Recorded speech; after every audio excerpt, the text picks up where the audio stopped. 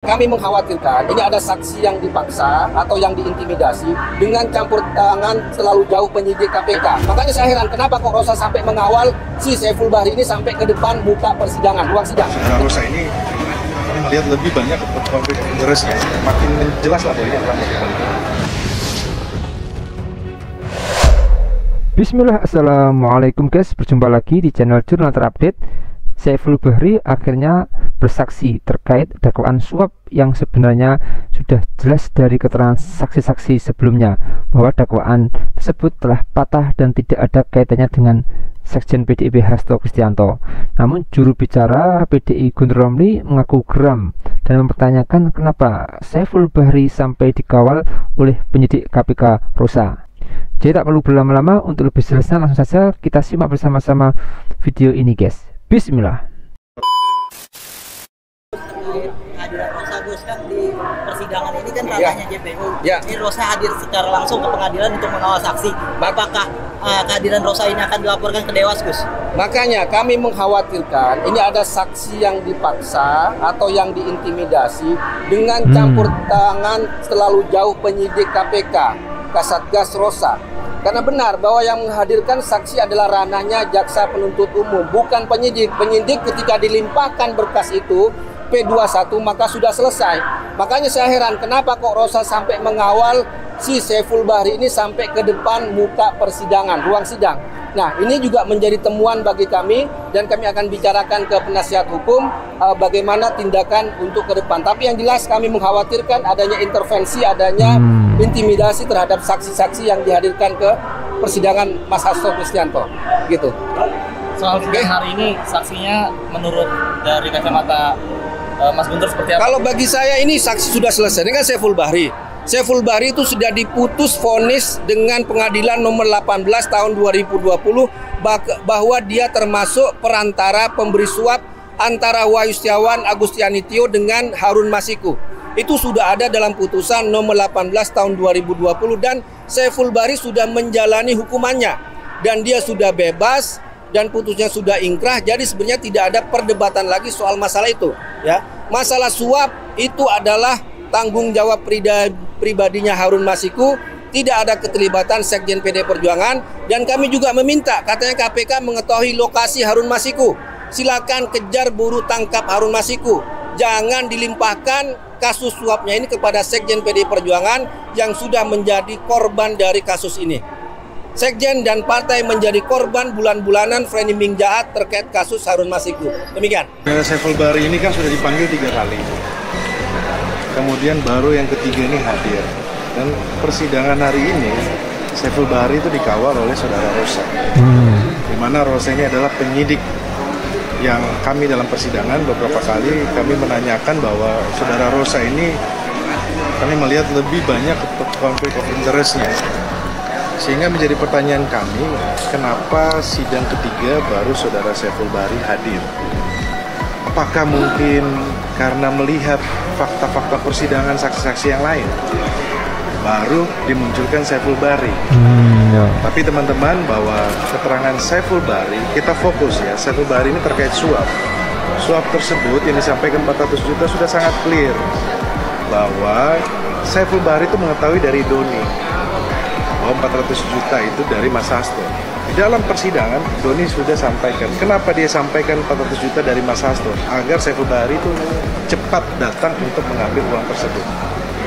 Jadi sebenarnya perkara ini sudah terbuka dan sudah terang. Kalau yang lain-lainnya menurut saya ini hanya pendapat pribadi, keterangan berdiri sendiri yang tidak didukung oleh alat bukti yang lain. Lainnya nanti kita akan ungkap, teman-teman, bahwa persidangan ini kan sebenarnya sudah selesai ya 2020, tapi kalau sampai sekarang ini masih dibukuk, ya makin jelas lah bahwa ini adalah motif politik. Dana operasional tahap pertama tersebut dari Harun Masiku yang diterima oleh terdakwa secara bertahap, yaitu pada tanggal 16 Desember 2019 sebesar 400 juta rupiah. Ya, betul ya?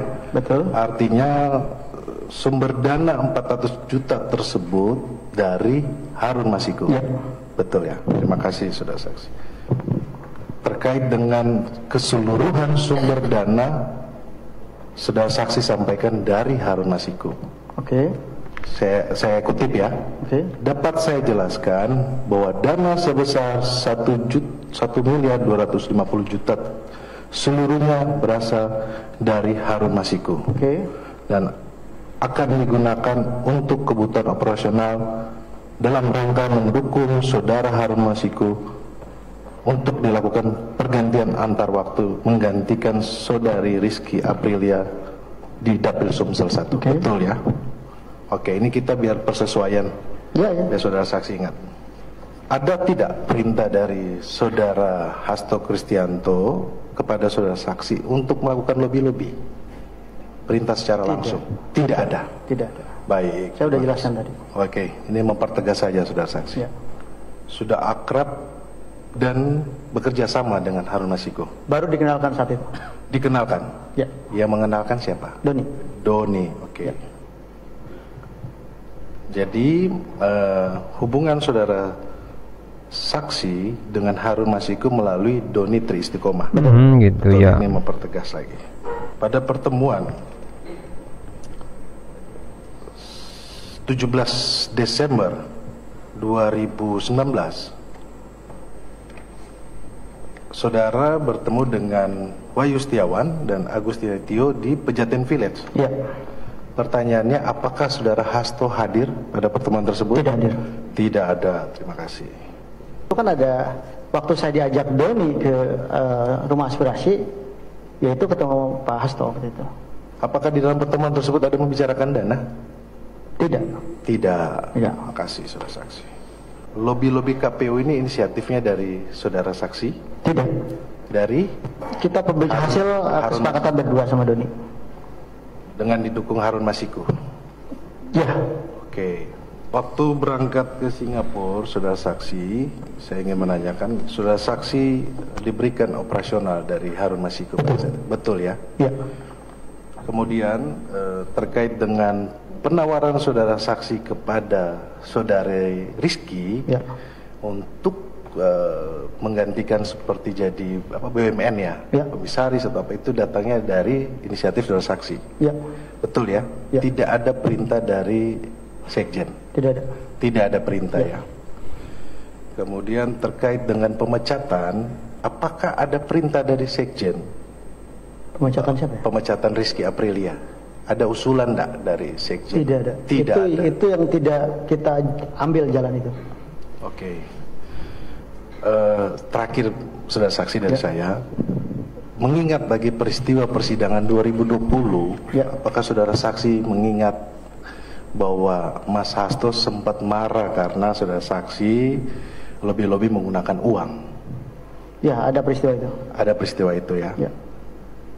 Bisa diingat atau dijelaskan kembali saudara saksi biar clear. Kalau detail tidak ingat, cuman ada nada tinggi untuk hal tersebut. Saya bilang ya itu memang nggak bisa kalau nggak begini ya nggak jalan. Baik, Gitu. artinya ini datangnya inisiatif dari saudara saksi. Dari saya sama Doni. Oke, Jadi makasih. kesepakatan saya sama Doni yang saya. Sama Doni ya? Ya. Baik. Oke guys, jadi kader PDIP Saiful Bahri turut menjadi salah satu saksi yang dihadirkan dalam persidangan kasus Hasto. Saat menghadiri panggilan pengadilan, Saiful Bahri ternyata dikawal penyidik KPK AKBP Rosa.